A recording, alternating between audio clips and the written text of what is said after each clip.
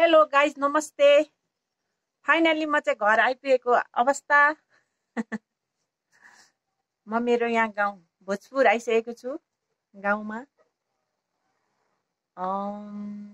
तर हिजो आएको बाटोको अवस्था आउँदै गरेको बाटोको अवस्था चाहिँ एकदम राम्रै पनि थियो, अलिअलि खतरा पनि थियो। त्यसको भिडियो चाहिँ हेर्नु होला, अब आउँछ ब्लगमा, हेरेर इन्जोय गर्नु होला।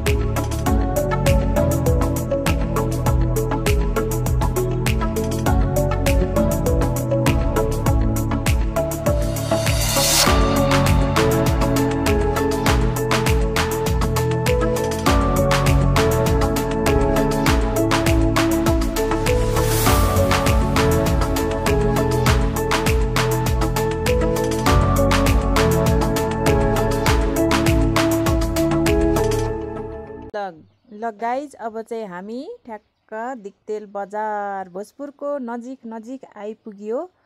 यहाँसम्म एकदम रमाइलो यात्रा भयो। दसैँ मान्नको लागि घरमा आइँदैछ हामी। ल, यो चाहिँ दिक्तेल बजार हो, दिक्तेल बजार।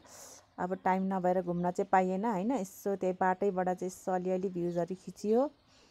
एकदम रमाइलो ठाउँ छ दिक्तेल। अब यो दिक्तेल कटिसकेपछि हाम्रो ठ्याक्क भोजपुर आउँछ है, चखेवा, चखेवापछि भोजपुर।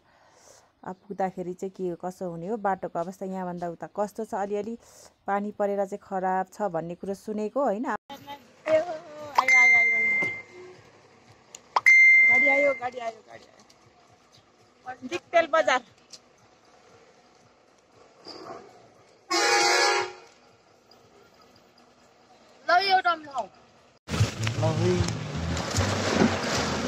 भोजपुर जाने बाटो यस्तो छ बाँचेको खतरा छ है बाटो हाम्रो यहाँ।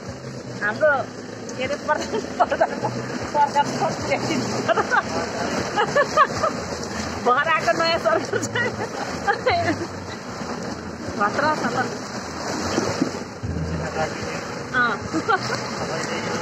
भोजपुर भोजपुर र खोटाङको बाटो चाहिँ हजुरले राम्रो बनाइदिनु पर्यो।